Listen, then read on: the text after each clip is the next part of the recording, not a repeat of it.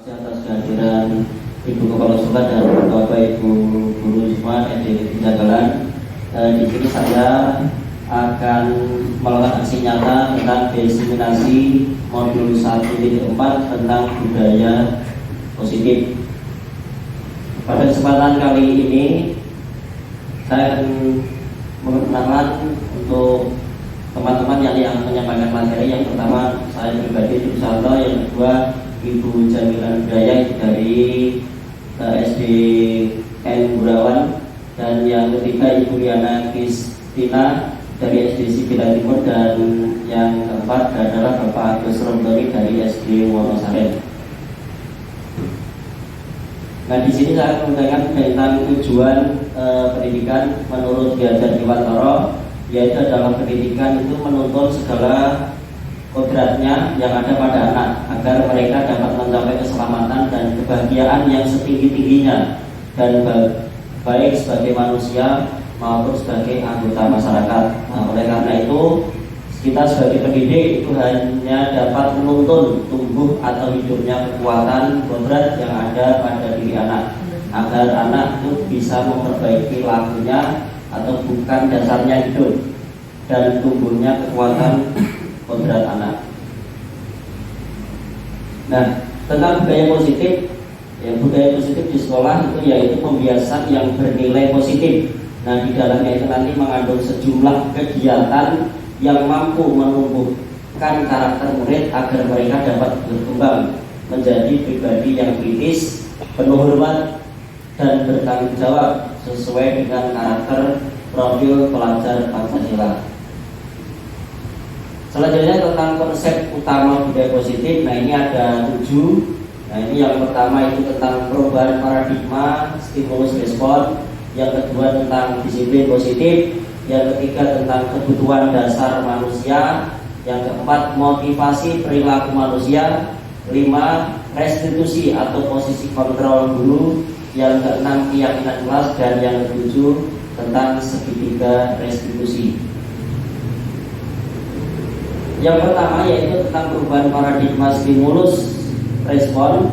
Itu adalah untuk membangun budaya positif, sekolah itu perlu menyediakan lingkungan yang aman, nyaman, nah agar murid itu mampu berpikir, bertindak, dan mencipta dengan merdeka, mandiri, dan bertanggung jawab. Nah, salah satu strategi yang perlu ditinjau ulang itu adalah bentuk disiplin yang dijalankan selama ini di sekolah kita. Nah, disiplin ini sangat berkaitan dengan yang namanya posisi kontrol guru terhadap siswa. Yang kedua tentang disiplin positif, yaitu ketika kita mendengar kata disiplin, ya, kebanyakan orang itu menghubungkan dengan tata tertib atau peraturan, kepatuhan, ya. Nah, disiplin itu sebenarnya itu sama sekali berbeda dengan hukuman, meskipun disiplin itu sering diterapkan dengan menggunakan teknik hukuman. Nah, ada 3 macam motivasi perilaku manusia, yaitu 1 itu menghindari ketidaknyamanan atau hukuman. Nah, yang kedua untuk mendapatkan imbalan atau penghargaan dari orang lain. Yang ketiga untuk menjadi orang yang mereka inginkan dan menghargai diri sendiri dengan nilai-nilai yang mereka percaya. Nah, ini adalah motivasi kenapa kita bersikap disiplin, karena anak itu bersikap disiplin. Nah, salah satunya motivasinya dari 3 ini. Yang pertama itu biasanya anak disiplin 1 karena menghindari hukuman, biar tidak dihukum.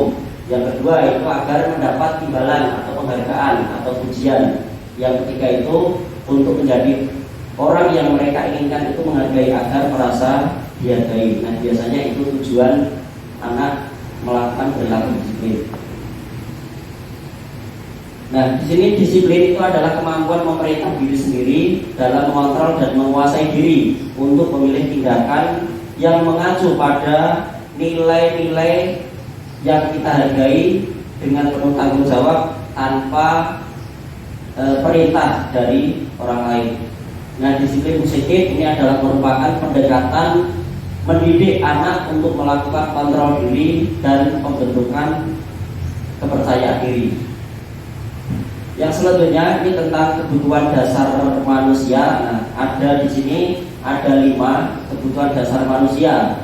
Yang pertama itu kebutuhan bertahan hidup, yang kedua kebutuhan kasih sayang dan diterima, ketiga kebutuhan penguasaan, yang keempat kebutuhan kebebasan, dan yang kelima itu kebutuhan kesenangan.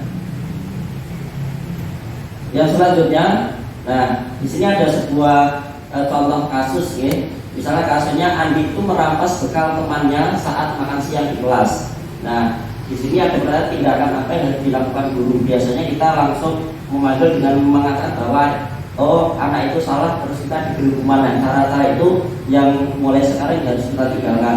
Nah dalam konteks ini penerapan disiplin positif itu guru sebaiknya mencari tahu dulu alasan Andi melakukan tindakan tersebut agar mengetahui kebutuhan mana yang sedang berusaha ia penuhi. Nah dari 5 kebutuhan tadi pasti ada salah satu di antara ini Andi bisa melakukan perbuatan tersebut. Nah di sini ada yang pertama, nah ada survival, yaitu Andi itu lapor dan orang tuanya tidak membawakan bekalnya makan siang. Ya, yang pertama. Yang berikutnya Andi ingin mencari perhatian temannya. Nah ini termasuk belong in, okay? Ya. Nah, yang selanjutnya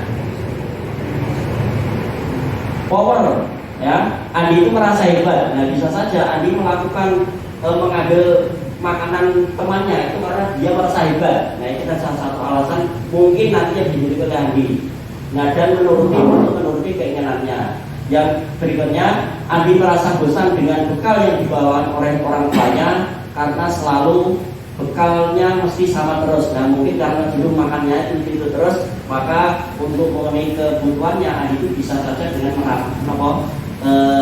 merampas atau bekal atau mengambil bekal dari temannya itu. Dan yang lain bisa saja Andi itu hanya iseng, ya, dan dia menikmati ekspresi wajah temannya yang kesal. Nah bisa saja hanya iseng-iseng, oh Andi itu senang misalnya ketika melihat temannya kesal. Nah, itu salah satu bisa saja di antara ini adalah kenapa Andi itu melakukan hal tersebut.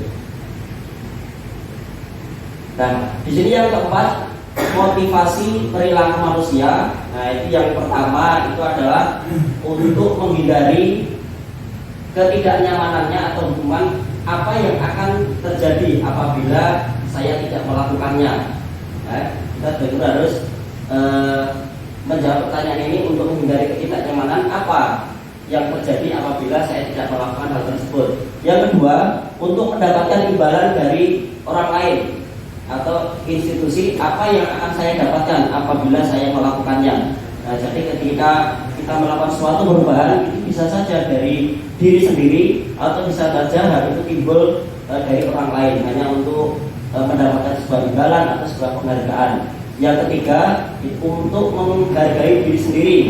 Nah, saya akan menjadi orang yang seperti apa bila saya melakukan hal tersebut. Nah, ini adalah motivasi perilaku manusia dalam melakukan tindak disiplin. Itu bisa dari eksternal, itu dari luar, motivasi internal itu dari dalam diri pribadi. Nah yang berikutnya, kadang kita menyamakan antara hukuman dan konsekuensi. Nah itu sebenarnya itu berbeda. Okay? Nah ini adalah contoh sebuah kasus Ria kurang menguasai pelajaran matematika sehingga pada saat pelajaran berlangsung dia lebih banyak berdiam diri atau menggambar di buku pelajaran. Nah pada saat Pak Guru menunjuk Ria untuk menjawab pertanyaan, ia merasa gugup dan tidak sengaja menjatuhkan tasnya dari kursi serta tiba-tiba menjadi gagap saat berusaha untuk menjawab. Nah, seluruh kelas pun tertawa melihat sikap Ria yang berbicara gagap tersebut. Pak Guru saat itu juga membiarkan teman-temannya untuk menertawakan dan menyuruh Ria untuk berdiri di depan kelasnya. Nah, Ria semakin malu dan tidak berani memandang temannya. Nah, ini adalah sebuah kasus yang mungkin pernah atau malah sering terjadi di kelas kita. Nah, dari kasus ini Ada sebuah pertanyaan yang harus kita jawab. Apakah Anda setuju dengan tindakan Pak Guru terhadap Ria? Nah, dan itu mengapa? Nah, tadi Pak Guru memberikan pertanyaan sehingga Ria itu gagap, malah suruh berdiri di depan misalnya. Nah, apakah tindakan seperti ini kita sebagai seorang guru itu apakah setuju dengan tindakan Pak Guru tadi? Dan jika setuju, mengapa? Jika tidak, dan mengapa? Yang kedua, menurut Anda tindakan Pak Guru terhadap Ria adalah sebuah hukuman atau konsekuensi? Nah, kalau termasuk konsekuensi, kenapa, dan hukuman seperti apa? Yang selanjutnya, nah ini antara hukuman dan konsekuensi. Contoh, nanti ini yang termasuk hukuman atau konsekuensi bisa kita lihat bersama. Lari mengelilingi lapangan 2 kali karena terlambat sekolah. Nah, itu kira-kira ini termasuk hukuman atau konsekuensi? Nah, bedanya hukuman dan konsekuensi itu adalah kalau hukuman itu yang memutuskan kita sendiri dan terjadinya itu kasarnya dadaan, jadi tidak direncana. Tapi beda dengan konsekuensi, itu adalah direncanakan antara guru dan murid. Okay? Nah, kira-kira kalau terlambat lari mengelilingi lapangan 2 kali itu termasuk konsekuensi atau hukuman. Nah, yang berikutnya, membersihkan coretan yang dibuat di meja tulis. Nah, ketika anak mencoret di meja, kita memberikan perintah membersihkan coretan yang dibuat di meja tulis. Nah, itu nanti termasuk hukuman atau konsekuensi. Murid diminta untuk push up karena tidak mengerjakan PR. Nah, itu mungkin yang terutama yang guru olahraga biasanya, semoga tidak yang berikutnya, menggaris teman yang sudah dipatahkan. Nah, berjemur di lapangan karena tidak mengikuti upacara bendera. Nah, murid diminta bertelanjang kaki karena tidak menggunakan sepatu hitam. Misalnya anak menggunakan sepatu merah, terus sepatunya suruh copot karena bukan hitam. Nah, makanya tidak memakai sepatu. Yang berikutnya, berdiri di depan kelas karena tidak bisa menjawab pertanyaan. Nah, ini termasuk hukuman atau konsekuensi. Nah, ini adalah perbedaan hukuman dan konsekuensi. Nah, hukuman itu sifatnya itu tidak terencana, tiba-tiba. Okay? Jadi tidak direncanakan, tahu-tahu langsung, oh kamu suruh lari mengelilingi lapangan, suruh ke depan push up. Nah, itu kan tidak pasti. Bapak Ibu guru tidak merencanakan, maksud tahu-tahu anakku nanti tak suruh push up di kelas atau suruh lari ke lapangan mengelilingi lapangan 2 kali. Nah, itu kan sesuatu yang tidak direncanakan. Nah, berarti termasuk hukuman. Nah, hukuman ini bisa diberikan oleh guru tanpa melalui kesepakatan. Jadi dengan bahasa kasarnya sak senengi guru dewe. Nah, tanpa diberitakan, tanpa kesepakatan antara guru dan murid. Dengan guru itu bisa memberikan hukuman fisik maupun psikis. Nah, konsekuensi ini sifatnya sudah terencana atau sudah disepakati antara guru dan murid. Namun hal tersebut tetap saja membuat murid merasa tidak nyaman, dan guru harus senantiasa memonitor perilaku murid jika melakukan pendisiplinan dengan cara konsekuensi. Nah, yang terbaik, nah ini adalah dengan cara melakukan restitusi, yaitu guru mengajak murid mencarikan solusi dari masalah atau kesalahan yang telah diperbuatnya. Jadi anak kita ajak diskusi bersama, nanti di sana kita tanya mengapa melakukan hal tersebut dan apa yang bisa dilakukan agar tidak terulang lagi. Nah, jadi ada sebuah komunikasi dan kesepakatan. Nah, dalam hal itu untuk posisi kontrol ini nanti akan dijelaskan teman kami Bu Riana. Monggo waktu kami persilakan. Yang terhormat Ibu Kepala Sekolah dan yang saya hormati Bapak Ibu Guru dari SD Negeri Jagalan. Saat ini saya akan melanjutkan materi yang selanjutnya mengenai posisi kontrol guru. Jadi selama kita mengajar di sekolah dari pagi hingga siang, Bapak Ibu Guru kelas kan pasti merasakan dari pagi hingga siang kita selalu bertemu dengan anak-anak. Nah, ketika kita bertemu dengan anak-anak, pasti kita juga mengenal lebih terhadap anak-anak. Dari pagi ketemu itu nanti pulang sampai siang kita bertemu dengan mereka, nanti disambung lagi dengan kegiatan ekstra, nanti sore hari ketika berhubungan lewat WhatsApp dengan orang tua. Jadi otomatis kita mengenal anak-anak. Maka sebagai seorang guru, apalagi guru kelas begitu, mempunyai dampak yang luar biasa bagi anak-anak kita. Nah, saat ini kita mau belajar tentang posisi kontrol guru.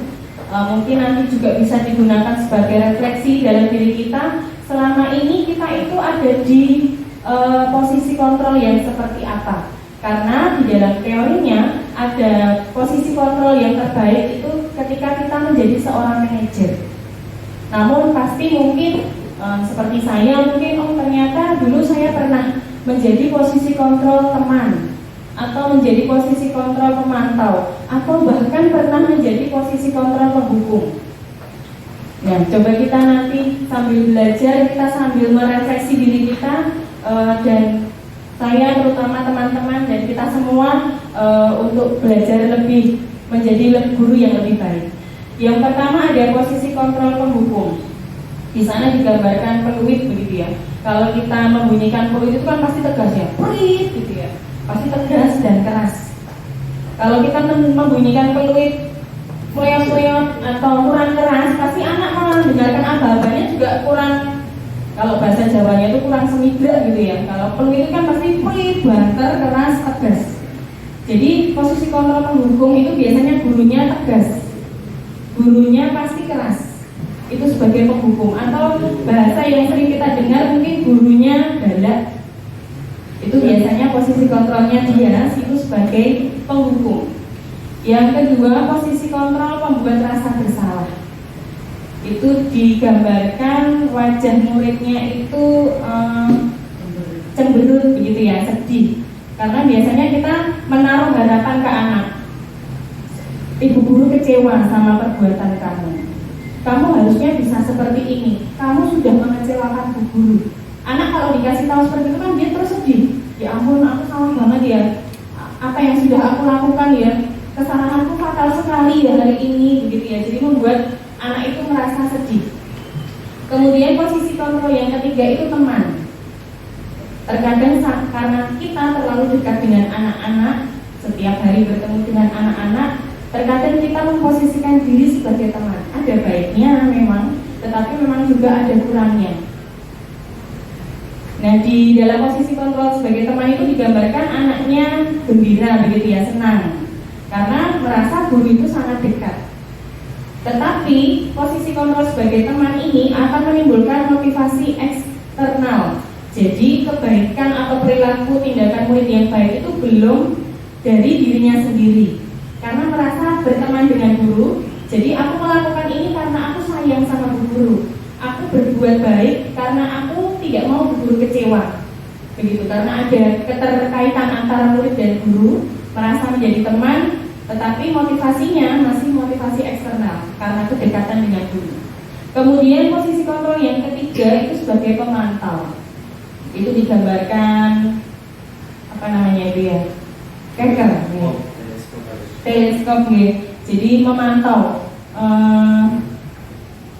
perilakunya apa, kemudian tindakan yang salah apa, kemudian hukumannya apa. Jadi dipantau di dalam proses pembelajaran itu dipantau.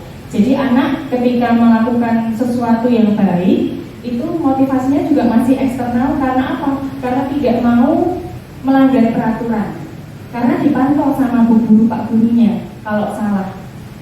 Kemudian yang ketiga itu posisi manajer. Posisi manajer itu seorang guru yang sudah bisa melaksanakan segitiga restitusi. Nanti di akhir kita akan belajar tentang segitiga restitusi, di mana ketika kita menghadapi perilaku murid yang tidak sesuai dengan kondisi yang seharusnya, kita melakukan segitiga restitusi. Itu sebagai manajer. Ketika kita memposisikan diri sebagai manajer, motivasi yang akan timbul dari anak-anak itu adalah motivasi internal.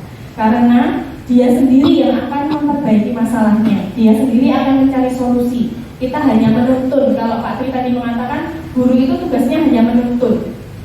Kalau diibaratkan di Ki Hajar Dewantara itu guru sebagai petani. Ketika menanam jagung, seorang petani itu hanya bisa mengupayakan kesuburan tanahnya. hanya bisa menyirami dengan air, hanya bisa mengusahakan sinar matahari untuk proses fotosintesisnya. Tetapi petani tidak akan mungkin bisa mengganti tanaman jagung itu dengan apel. Sama dengan murid, sama dengan guru. Anak itu sudah punya kodratnya masing-masing, Bapak dan Ibu. Anak yang hebat matematika, anak yang hebat IPA, anak yang suka melukis, anak yang suka menyanyi, dia sudah punya kodratnya masing-masing. Tugasnya kita menuntun. Kita tidak bisa menuntut anak yang suka IPS untuk ahli di dalam IPA. Contohnya seperti itu tadi, menanam jagung, kita tidak bisa mengubah itu menjadi apel, tetapi kita bisa membuat tanaman jagung itu subur. Seperti itu. Nah, dari sini kita bisa lihat lebih dalam mengenai posisi kontrol seorang guru. Yang pertama, penghukum itu akan membuat identitas anak itu menjadi identitasnya gagal. Kontrolnya dari luar, karena dari guru, dari lingkungan. Contohnya perbuatan guru yang suka menghukum, sebagai penghukum itu suka menghadik, menunjuk-nunjuk, menyakiti, menyindir.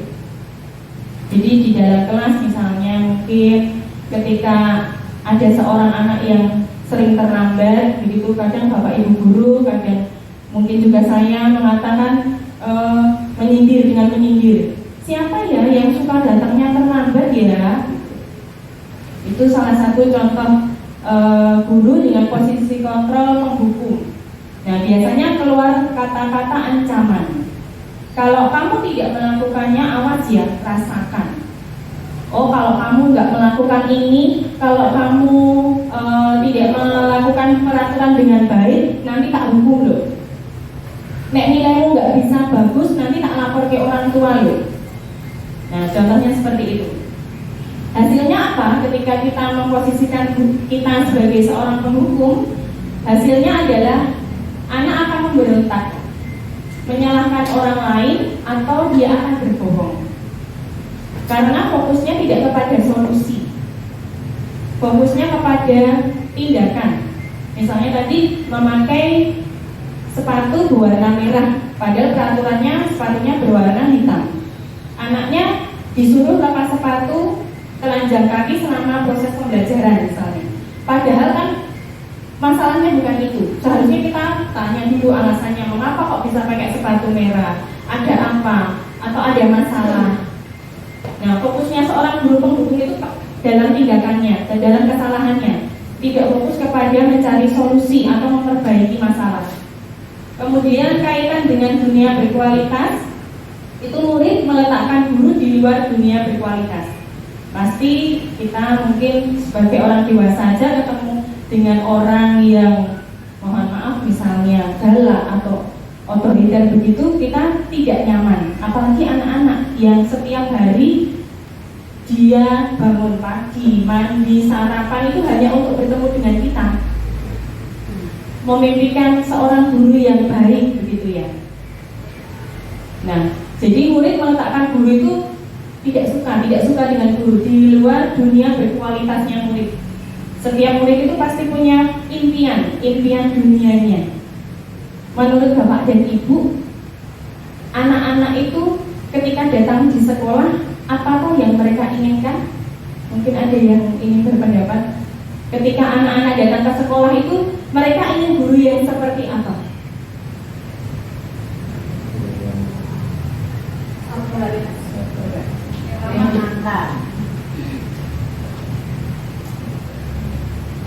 Guru yang sabar, membimbing. Ada lagi? Kalau menurut pengamatan saya, guru yang diharapkan anak-anak untuk hadir di depan mereka itu adalah guru yang bisa menjadi teman mereka, guru yang bisa membimbing mereka dan juga bisa mendengarkan apa yang mereka inginkan.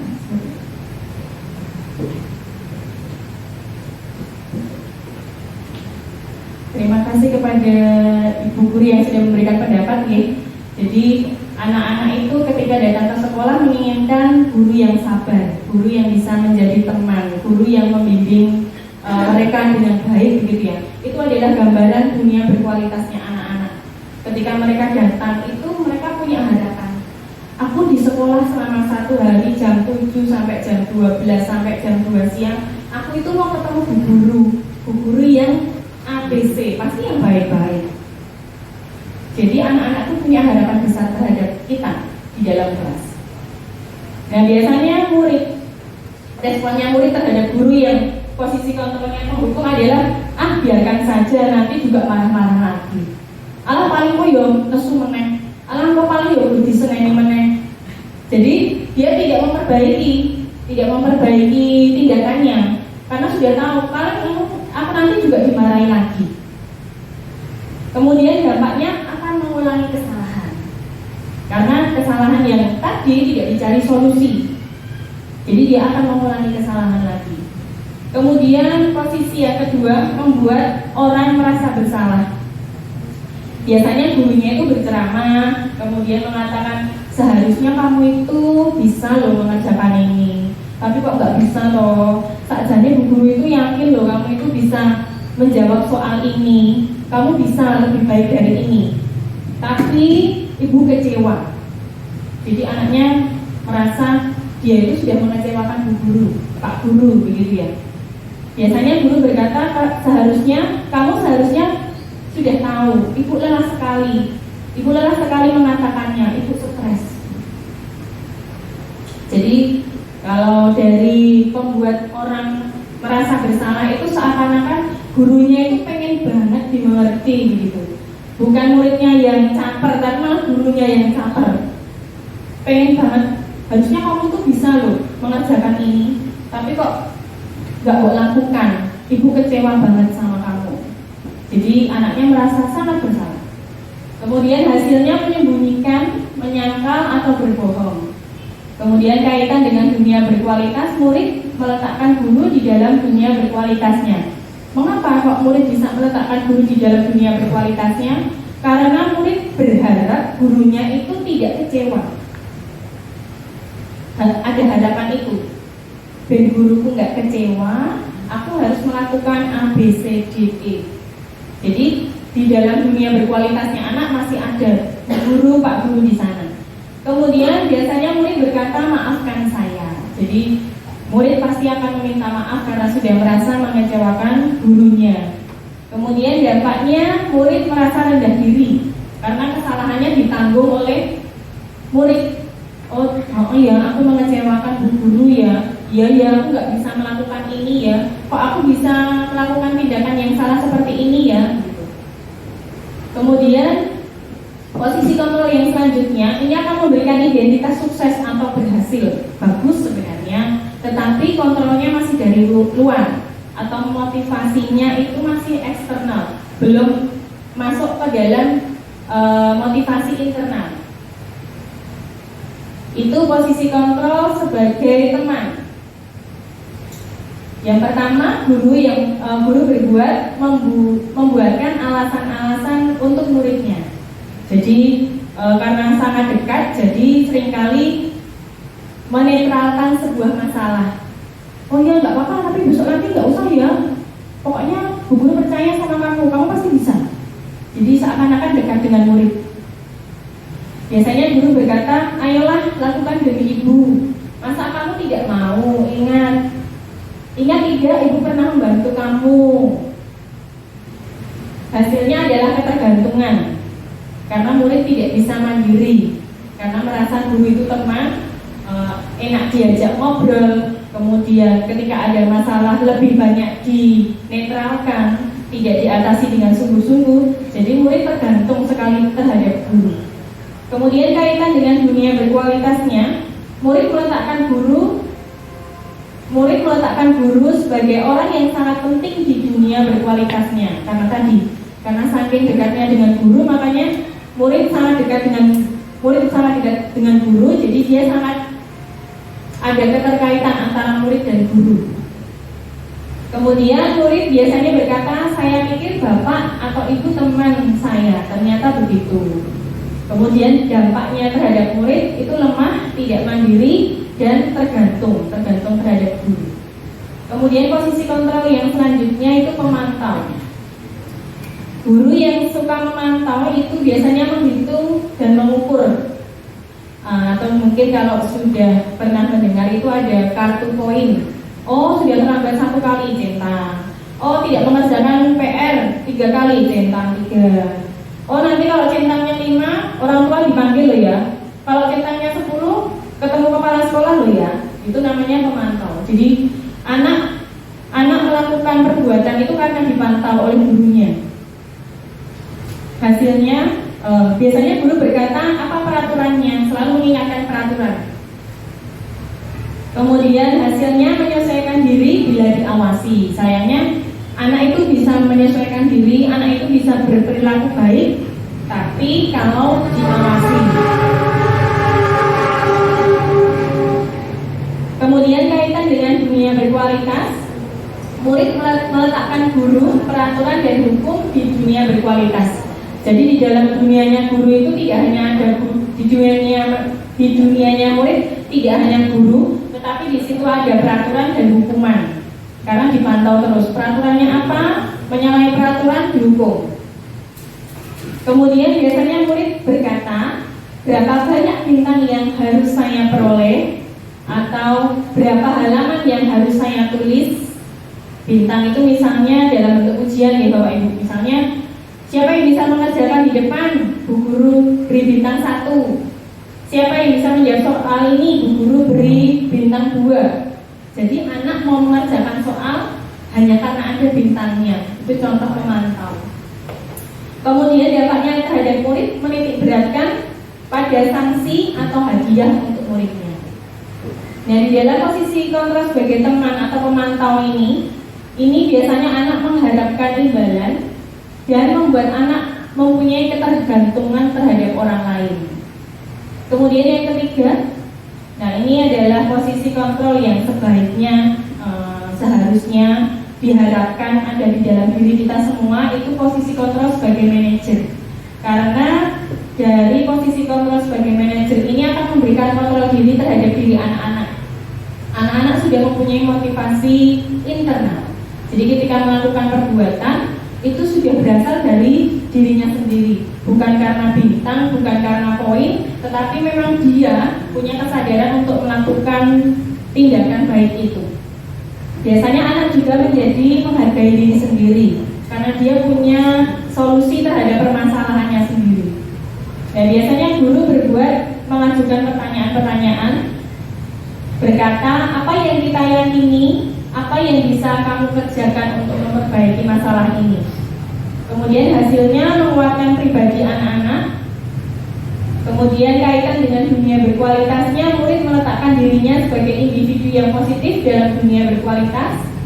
Biasanya murid berkata, bagaimana caranya saya bisa memperbaiki keadaan ini, dan dampak terhadap murid bisa mengevaluasi diri dan memilih cara untuk memperbaiki diri. Nah, ini contoh-contoh dari posisi kontrol guru. Saya kecewa sekali dengan kamu. Itu biasanya yang mengatakan adalah guru yang mempunyai posisi kontrol membuat rasa bersalah. Yang kedua, kamu selalu saja datang terlambat. Itu tadi yang menghukum, jadi sebagai penghukum. Kemudian, ayolah lakukan dari ibu atau bapak. Itu guru sebagai teman. Apakah kamu mau mendapatkan stiker bintang pada hari ini? Itu guru sebagai pemantau. Kemudian lalu bagaimana kamu bisa menyelesaikan masalah ini? Itu guru sebagai manajer. Jadi guru meletakkan keputusan, meletakkan solusi terhadap permasalahan itu dari siswa sendiri. Kemudian yang terakhir, kamu selalu menjadi yang terakhir yang mengerjakan. Kamu selalu saja berbuat onar. Itu berarti memberi label kepada anak ya. Jadi itu posisi kontrol sebagai penghukum. Jadi Bapak dan Ibu, dari materi posisi kontrol guru ini kita mengerti ada 5 posisi kontrol guru.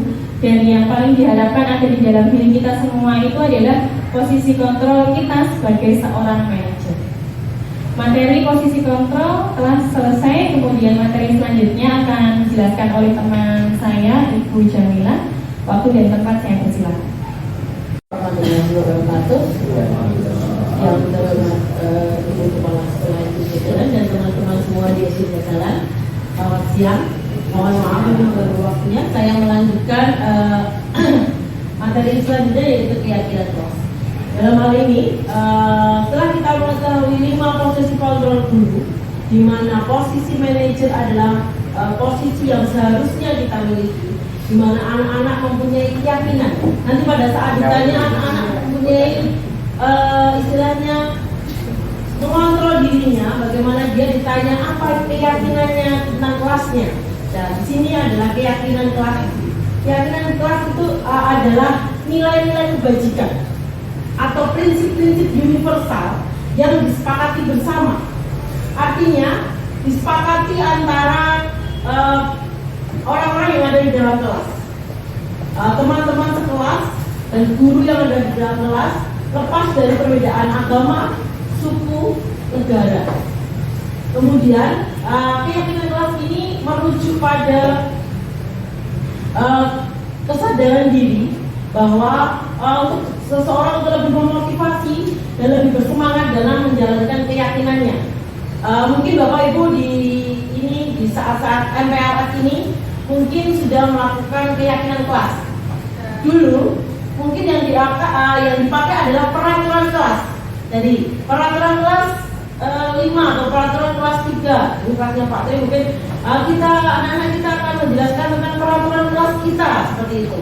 Tadi posisi kontrol di situ kalau sudah disebutkan adalah peraturan kelas, kita akan merujuk posisi kontrol kita sebagai penghukum atau pemantau. Tetapi di sini kita sekarang akan menjadi guru yang sebagai manajer. Artinya di mana kita bisa menguatkan posisi siswa yang berpihak selalu pada siswa, menuntun kehadirannya, menuntun tumbuh kembangnya untuk menjadi pribadi yang berkembang selanjutnya. Keyakinan kelas itu ada di dalam salah satu aspek dari budaya positif. Budaya positif yang paling luas. Kemudian dulunya itu peraturan kelas, kemudian kita ganti menjadi sebuah keyakinan kelas yang diyakini oleh seluruh warga kelas, yang akhirnya akan membentuk sebuah lingkungan yang positif di dalam kelas dan akan terus dilakukan sehingga membudaya menjadi budaya positif terhadap sekolah tersebut. Pembentukan keyakinan sekolah atau keyakinan kelas. Jadi keyakinan sekolah dimulai dari keyakinan kelas masing-masing, kemudian disinergikan antara keyakinan yang kelas yang satu dan keyakinan yang kelas yang lain menjadi satu keyakinan sekolah.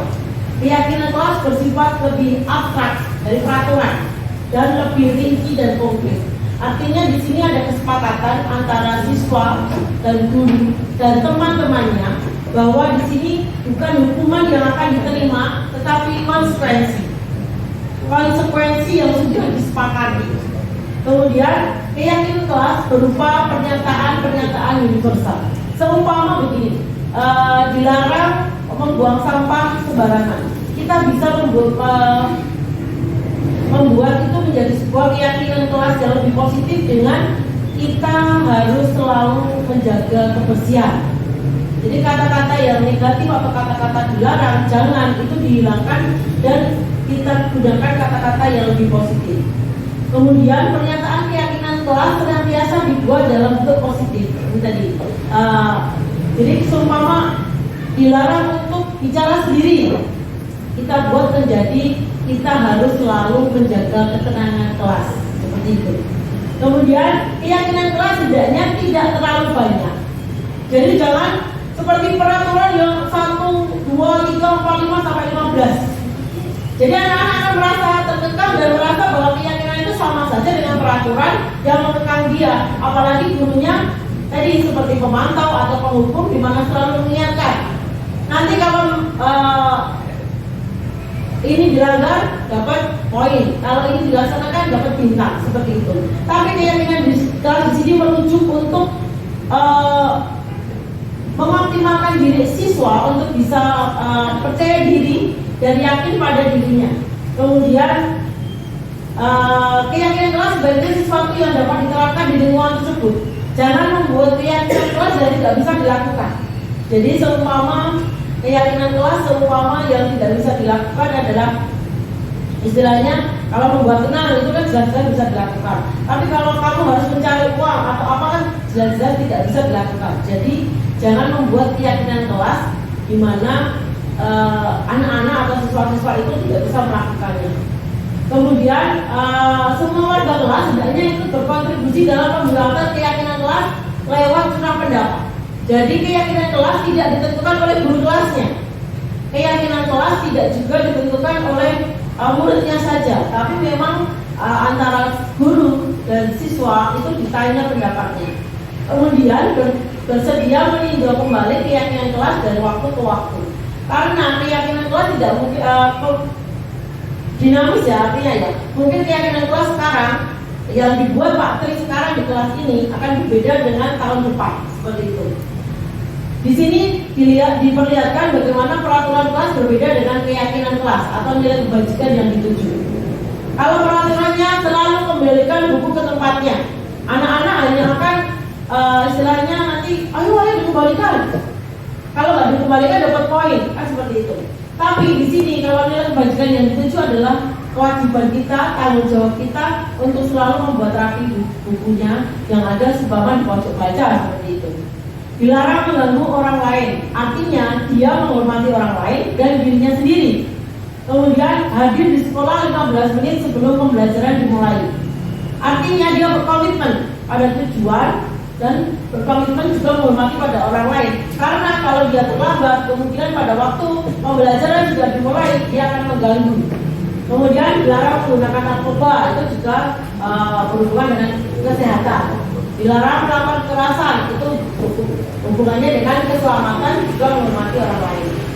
Kemudian gantian menunggu giliran, itu juga hubungannya dengan kesabaran. Karena di sini menunggu antrian ini, bahkan mungkin Bapak Ibu sudah ketahui di negara lain dan negara Jepang seumpama yang lebih maju, bahkan sangat ditekankan di mana anak-anak itu bisa antri. Budaya antri itu sangat ditekankan di Jepang dan menghormati. Bagaimana ada orang yang di jalan, mungkin Bapak Ibu pernah lihat sasaran video atau apa, ada mobil di jalan, kemudian dia berhenti memberikan jalan kepada anak yang berjalan ini. Anak yang berjalan itu pasti akan mengangguk, memberikan hormat. Terima kasih artinya. Jadi budaya istilahnya kalau dibantu terima kasih, kemudian kalau lewat permisi itu mungkin akan lebih digalakkan lagi. Kemudian jangan berlari di kelas atau koridor, itu lebih pada keselamatan dan keamanan.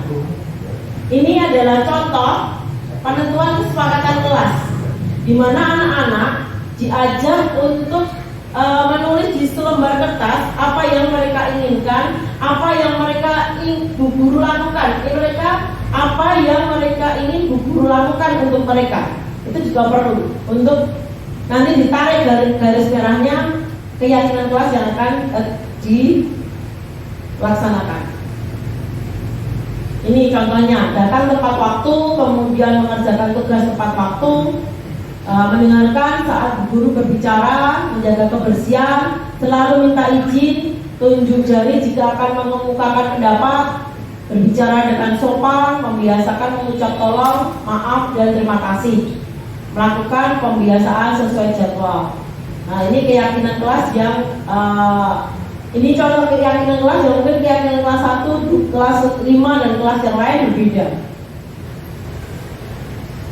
Demikian tadi materi tentang keyakinan kelas, di mana keyakinan kelas tersebut akan membentuk anak untuk selalu istilahnya sadar diri, untuk selalu bisa mengkomunikasikan apa yang dia inginkan dan apa yang dia yakini.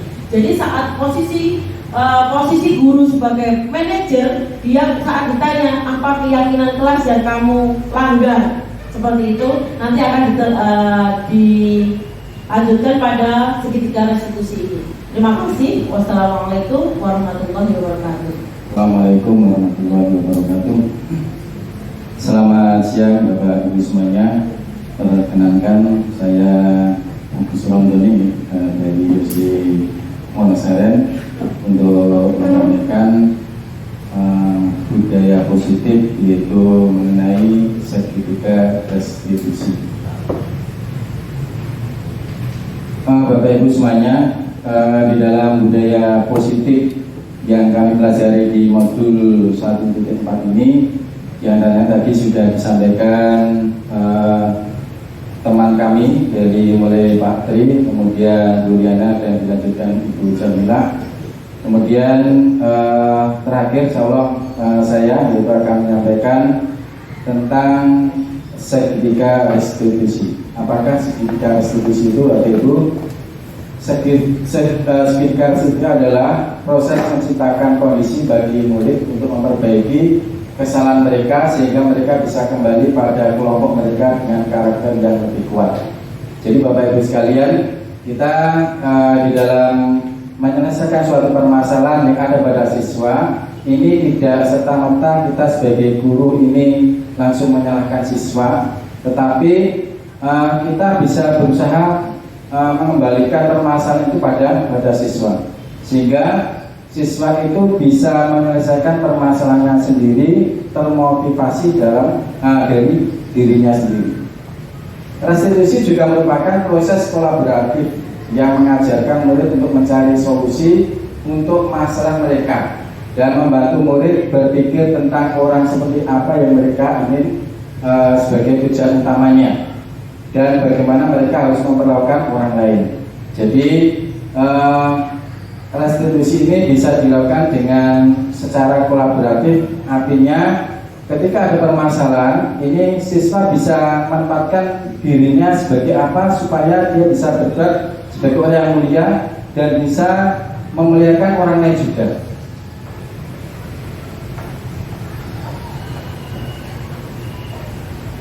Segitiga restitusi adalah alur untuk menegakkan keyakinan bersama di dalam kelas atau sekolah. Jadi Bapak Ibu sekalian, kita di dalam menegakkan keyakinan di dalam kelas ini dapat kita laksanakan dengan cara segitiga restitusi. Segitiga restitusi merupakan sebuah strategi yang dapat dilakukan sebagai proses menciptakan kondisi menuntun murid untuk memperbaiki kesalahan-kesalahan yang mereka lakukan. Jadi ini sekali lagi Bapak Ibu semuanya, bahwa segitiga restitusi ini adalah suatu langkah, suatu cara di dalam kita menuntun anak supaya bisa memperbaiki sikap atau perilakunya atau kesalahan-kesalahan yang sudah mereka perbuat. Dalam penerapan segitiga restitusi diperlukan konsistensi waktu, tenaga, pikiran, dan ketulusan hati. Jadi kita sebagai seorang guru ini dibutuhkan atau kita supaya bisa konsisten, ya, konsisten juga dibutuhkan waktu kita di dalam menuntun anak supaya bisa kembali kepada hal yang baik. Jadi misalkan anak tersebut berbuat kesalahan, ini kita tidak serta-merta menyalahkan anak, tapi bisa mengembalikan posisi anak itu pada hal yang terbaik bagi dirinya. Dia yang akan memperbaiki dirinya sendiri, bukan kita yang menyuruh untuk memperbaiki berdasarkan perintah kita, tetapi anak sendiri yang nantinya akan memperbaiki dirinya. Melalui restitusi, guru dapat membantu murid menjadi lebih memiliki tujuan, disiplin positif, serta memulihkan dirinya setelah berbuat salah. Jadi kita dengan melaksanakan, bisa mempraktekkan restitusi ini akan menuntun anak bisa lebih baik, bisa lebih disiplin, kemudian bisa memulihkan diri atau anak tersebut menjadi lebih baik dari kesalahan-kesalahan yang telah mereka perbuat. Kemudian membantu murid untuk jujur pada diri sendiri dan mengevaluasi dampak dari kesalahan yang dilakukannya. Kemudian segitiga restitusi itu juga adalah memberikan penawaran, bukan paksaan. Jadi kita dalam mempraktekkan segitiga restitusi ini kita sering kalinya nanti atau dalam prakteknya itu kita tidak memberikan paksaan. Jadi kita memberikan suatu penawaran bagaimana sikap kamu atau cara kamu dalam memperbaiki kondisi seperti ini, misalkan seperti itu, sehingga anak ini tidak merasa dipaksa atau tidak merasa dipojokkan oleh kesalahan-kesalahan yang telah dilakukannya. Bapak Ibu semuanya, dalam segitiga restitusi ini ada 3 tahapan, yaitu yang pertama adalah menstabilkan identitas, kemudian yang kedua adalah validasi tindakan yang salah, kemudian yang terakhir adalah menanyakan keyakinan. Jadi langkah pertama kita di dalam menyelesaikan suatu permasalahan yang ada, terutama pada anak-anak, kita langkah pertama adalah menstabilkan identitas. Jadi kita menenangkan anak supaya anak itu tidak merasa dirinya salah, betul-betul salah. Jadi kita memberikan anak bisa tenang dalam dia menghadapi kesalahan yang dia perbuat.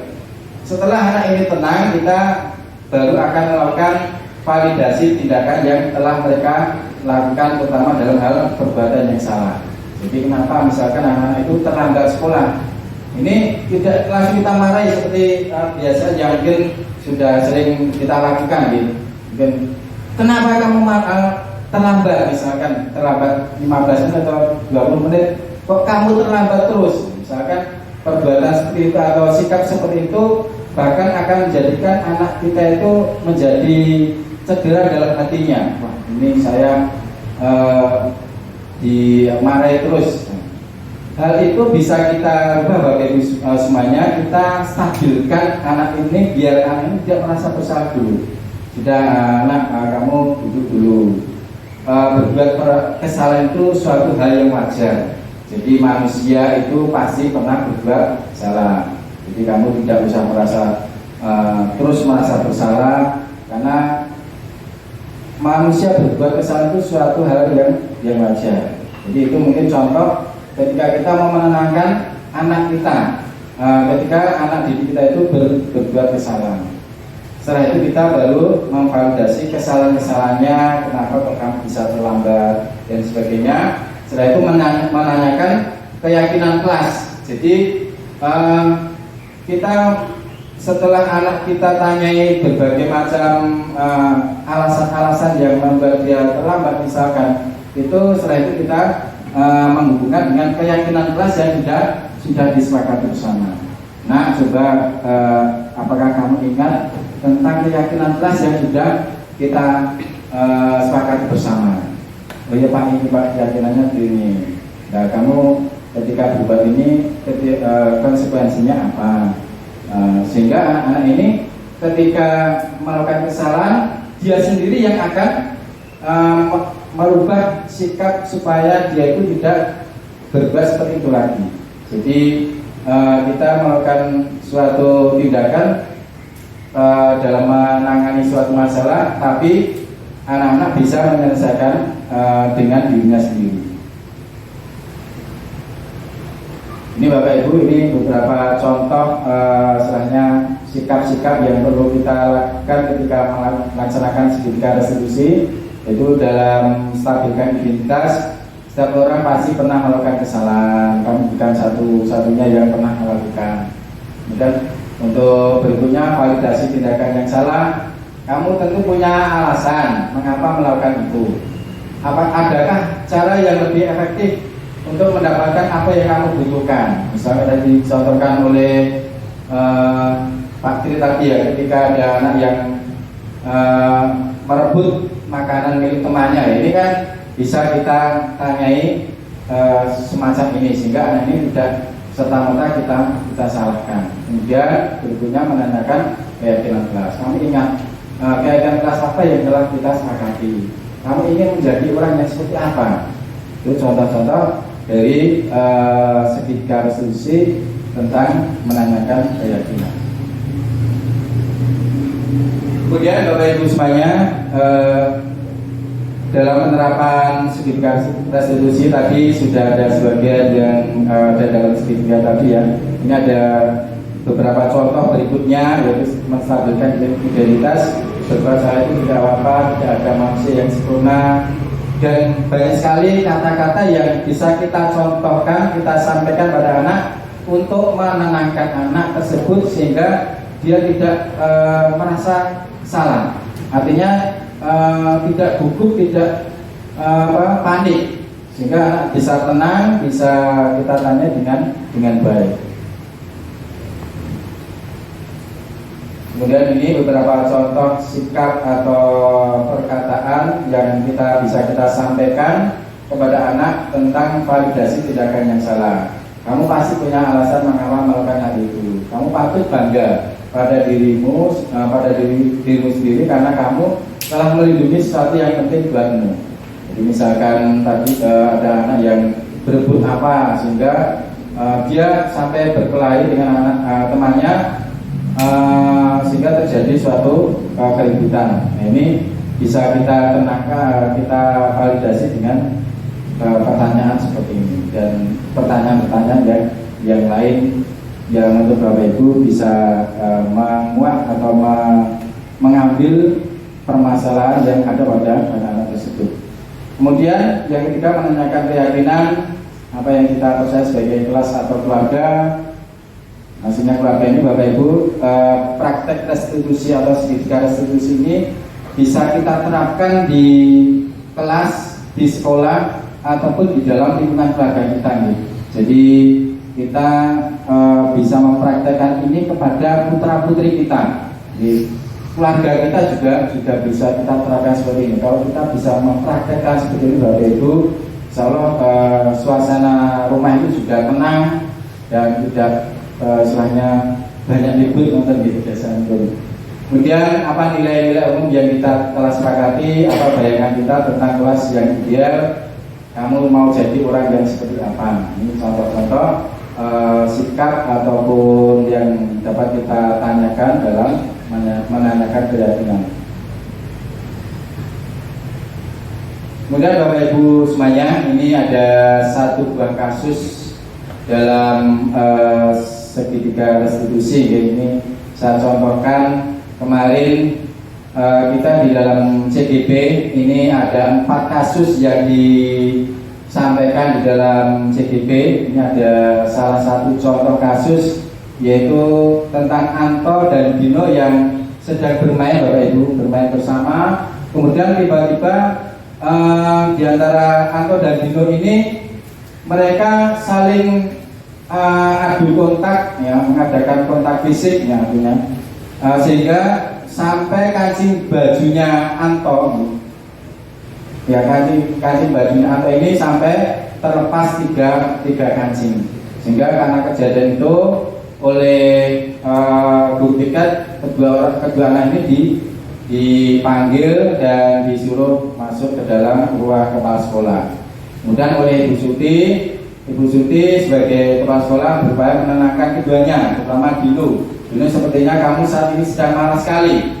Mendengar itu, Dino pun mengalir bercerita tentang kesalahan hatinya.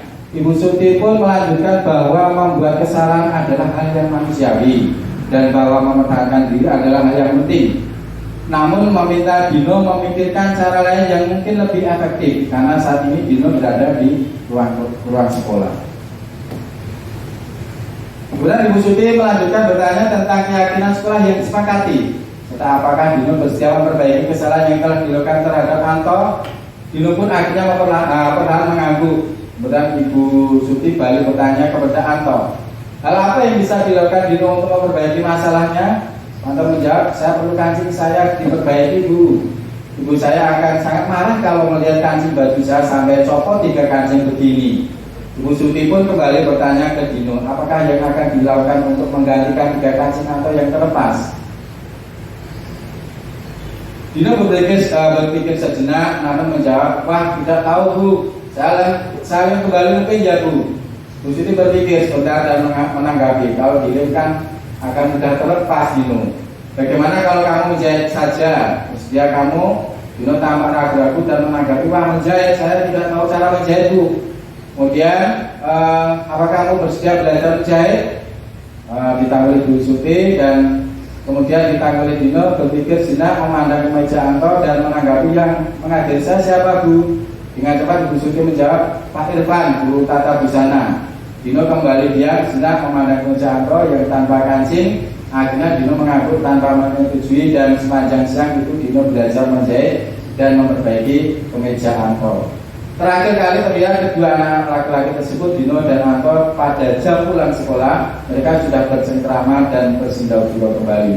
Nah, inilah Bapak Ibu itu sebagai contoh tadi yang disampaikan Ibu Riana mengenai posisi kontrol kita sebagai guru, yaitu sebagai manajer. Jadi kita sebagai posisi kontrol yang menempatkan posisi manajer ini bisa menerapkan segitiga restitusi dengan langkah-langkah yang diterapkan seperti oleh Ibu Suti dalam kasus di sini. Ini di dalam diskusi kami kemarin, posisi kontrol apa yang telah dipraktekkan oleh Kepala Sekolah Ibu Suti, apa saja yang dilakukannya sehingga Anda berkesimpulan demikian. Yaitu tadi yang sudah dilakukan oleh Ibu Suti adalah sebagai posisi kontrol manajer. Ibu Suti menerapkan segitiga restitusi, yaitu yang pertama adalah menstabilkan identitas, yaitu dengan kata-kata yang disampaikan Ibu Suti. Dino, sepertinya kamu saat ini sedang marah sekali. Mendengar itu, Dino pun mengalir bercerita tentang kekesalan hatinya. Bu Suti pun menunjukkan bahwa membuat kesalahan adalah hal yang manusiawi. Kemudian berikutnya Ibu Suti melakukan validasi tindakan yang salah, bahwa mempertahankan diri adalah hal yang penting, namun meminta Dino memikirkan cara lain yang mungkin lebih efektif, karena saat ini Dino berada di ruang kepala sekolah. Kemudian yang terakhir, apa yang dilakukan oleh Bu Suti adalah menanyakan keyakinan. Bu Suti melanjutkan bertanya tentang keyakinan sekolah yang disepakati, serta apakah Dino bersedia memperbaiki kesalahan yang telah dilakukan terhadap Anto. Bu Suti bertanya kembali kepada Dino apakah yang akan dilakukan untuk menggantikan 3 kancing Anto yang terlepas. Tadi dilanjutkan dari istilahnya menyelesaikan permasalahan, yaitu dengan Anto mau menggantikan atau memperbaiki kancing baju Anto yang terlepas tadi dengan cara menjahit. Itu penerapan daripada segitiga restitusi. Ini Bapak Ibu, dalam kasus tersebut bagaimana Dino dikeluarkan dan bagaimana Anto dikeluarkan ini, yaitu dengan membuat kesalahan adalah hal yang manusiawi, dan bahwa mempertahankan diri adalah hal yang penting. Penguatan terhadap siswa,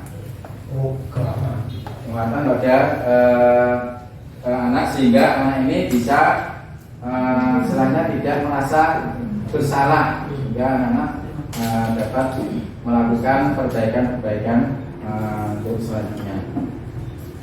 Mungkin demikian Bapak Ibu semuanya yang dapat saya sampaikan. Mohon maaf banyak kekurangannya.